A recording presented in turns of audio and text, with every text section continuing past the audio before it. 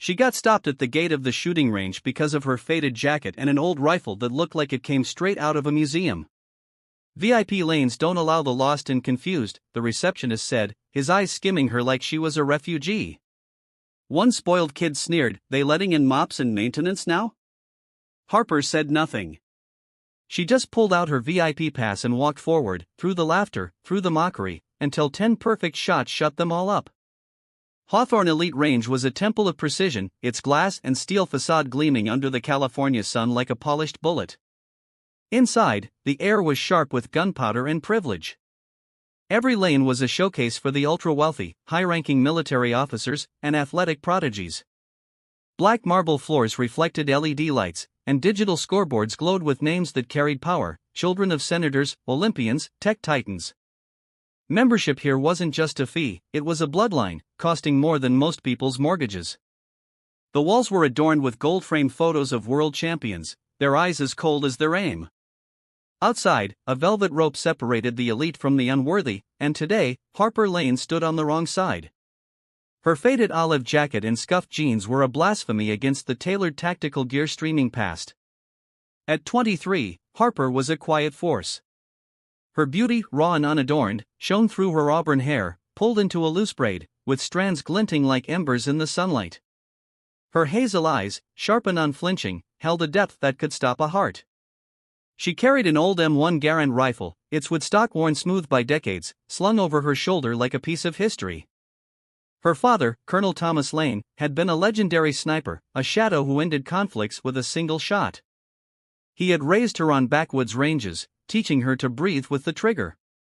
After his death, Harper had promised to honor his legacy, but the crowd saw only a nobody with a thrift store aesthetic, her presence an insult to their exclusivity. The receptionist, a man named Derek with a slick haircut and a sneer like a blade, blocked Harper's path at the gate. "This isn't a range for ordinary people," he said, his voice dripping with contempt, loud enough to turn heads. "VIP lanes are for members, not whatever you are."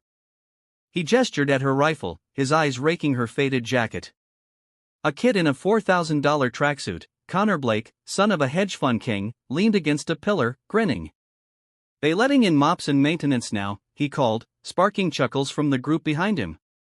Harper's fingers brushed her VIP pass, a worn card from her father's old commanding officer, earned through blood and loyalty.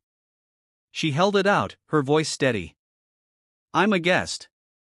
Derek's smirk faltered as the scanner beeped green, but he stepped aside, muttering, "This is a mistake." The crowd parted, their laughter a gauntlet as Harper walked inside. As Harper passed through the lounge, the range's live stream feed turned into a digital gallows.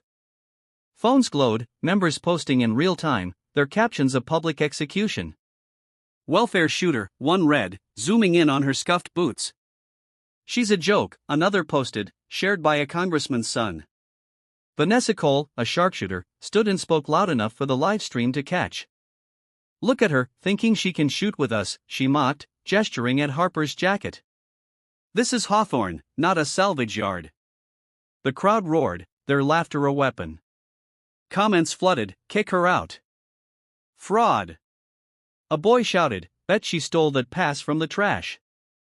Harper's hand stayed steady, her hazel eyes fixed forward, but her mother's face on the live stream, pale and pained, showed the weight of each word. The audience's rage surged, their fury at this coordinated cruelty a fire ready to burst. The range's interior was a cathedral of competition, its lanes stretching 50 meters under a soaring ceiling. Digital screens tracked every shot, and the low hum of ventilation mixed with the crack of gunfire. Members lounged in leather chairs, sipping $20 lattes, their rifles gleaming with custom engravings. Harper's jacket drew stares like a crack in a mirror. A trust fund kid, Tyler Reed, sprawled in a chair, his $12,000 rifle propped beside him. "Even cleaning staff gets access now, huh?" he snorted, his voice carrying across the lounge. His clique, a pack of prep school heirs, laughed, their eyes slicing Harper's jeans. "What's she going to do, polish the targets?" one quipped, tossing a spent casing at her feet. Harper stepped over it, her face serene, her silence a shield against their venom. A range instructor, Professor Laura Vance, stepped forward, her tailored blazer a stark contrast to Harper's faded jacket. "This is highly irregular," she said, her voice dripping with false pity. loud enough for the lounge to hear. "Hawthorne is for trained professionals, not charity cases with museum pieces." She gestured at Harper's rifle, her diamond earrings glinting. "Your presence here undermines our standards. Perhaps a community range would suit you better." The crowd murmured approval, some clapping, their elitism a wall around Harper. "Leave now, and we'll forget this embarrassment," Vance added, her words a deliberate cut. Harper's braid swayed as she adjusted her rifle, her hazel eyes flickering with buried resolve, but her face remained serene. Her mother's hands clenched on the live stream, the instructor's condescension a betrayal of Harper's right to be there. The audience's anger boiled, their outrage at this authority-driven attack a burning wound. In the VIP lane, Vanessa Cole, with $6,000 custom sniper optics and a modeling contract, adjusted her scope, her blonde hair cascading in perfect waves. She glanced at Harper, her lip curling. "This is a training ground, not some low-budget war movie cosplay," she said, her voice sharp enough to cut glass, amplified by the live stream mic overhead. The range's social media feed buzzed, comments flooding, "Who's this loser? Get her out." The head coach, Colonel Raymond Pierce, a grizzled ex-Marine with a chest full of medals, stood nearby, his irritation plain. "Are you sure you even know which end of the rifle you're supposed to hold?" he barked, his tone dripping with disdain. Harper met his gaze, her hazel eyes unwavering. "I'll figure it out," she said softly, her words a quiet vow. The crowd snickered, their phones out, poised for her failure. The billionaire heir, Ethan Caldwell, was the range's golden boy. At 25, with dark curls, a chiseled jaw, and eyes that could charm or burn, his black tactical gear was tailored to perfection. His custom rifle, a $60,000 work of art, gleamed like a predator. He had just fired around 9.9, 9.8, 9.7, his scores flashing on the digital board to roars of approval. He turned, spotting Harper, and his grin was a weapon. "If you beat me, I'll leave immediately," he said, his voice smooth and mocking, loud enough for the live stream. "But if I win, you're gone, janitor." The crowd erupted, their laughter a tidal wave. Ethan leaned closer, his breath warm. "No pressure, sweetheart." Harper didn't flinch. She nodded once, her silence louder than their jeers. The live stream audience seethed, their hearts with Harper, urging her to shatter their arrogance. The mockery didn't let up as Harper set up at lane 8. Connor Blake sauntered over, his tracksuit screaming wealth. "That rifle's a fossil," he sneered, his voice carrying to the live stream. "Bet it falls apart before you fire." He flicked a coffee stirrer at her feet, grinning. "Pick it up, maintenance girl." The crowd laughed, their phones recording, captions forming, range trash. Vanessa adjusted her optics, her voice cutting. "You're embarrassing yourself, hun. Go home before you shoot your foot off." Coach Pierce stepped closer, his clipboard raised like a gavel. "This is an elite facility," he said, his tone patronizing. "We don't have time for amateurs with relics." Harper's hands moved with quiet precision, loading her rifle, her face a mask of calm. Her mother's face, watching the live stream from a hospital bed, crumpled, each insult a wound to her daughter's pride. The range's social media feed was a battlefield, posts piling on. "Hey, scrapyard shooter," one read, with a close-up of Harper's faded jeans. "She's a fake," another commented, shared by a politician's daughter. In the lounge, Tyler Reed stood, his voice booming. "Why is she even here? This is our range, not a soup kitchen." The crowd cheered, their elitism a fortress around Harper. A girl in a designer jacket, Mia Holt, tossed a crumpled scoresheet at Harper's feet, calling, "Clean that up, janitor." The paper skidded across the floor, grazing her boots, but Harper didn't pause. Her braid swayed as she checked her rifle, her hazel eyes locked on the target 50 meters out.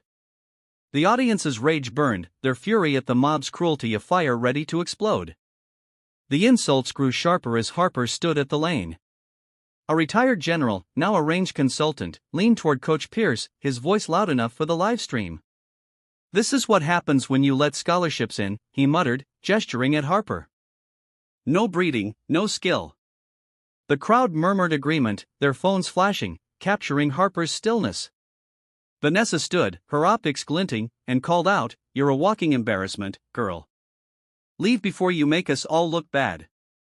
Connor Blake added, bet she's never even fired a gun.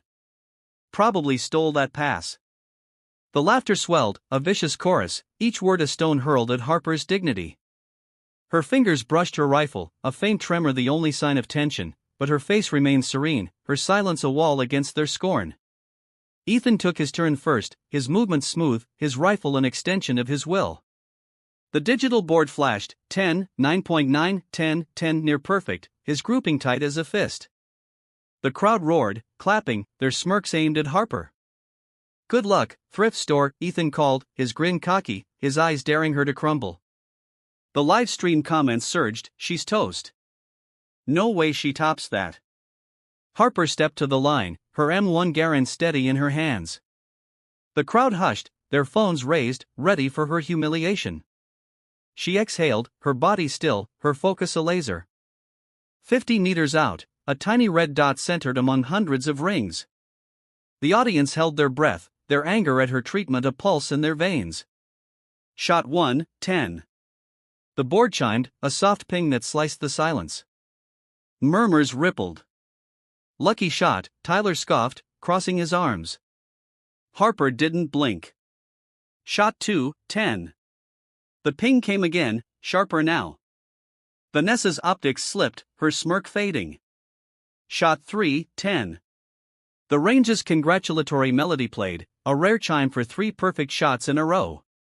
The crowd froze, their laughter dying. Beginner's luck, Connor muttered, but his voice cracked. Harper's face remained calm, her hazel eyes locked on the target. The live stream audience leaned closer, their hearts pounding, sensing a storm brewing. Shot 4, 10. The melody played again, louder, insistent. Coach Pierce's clipboard trembled in his hands.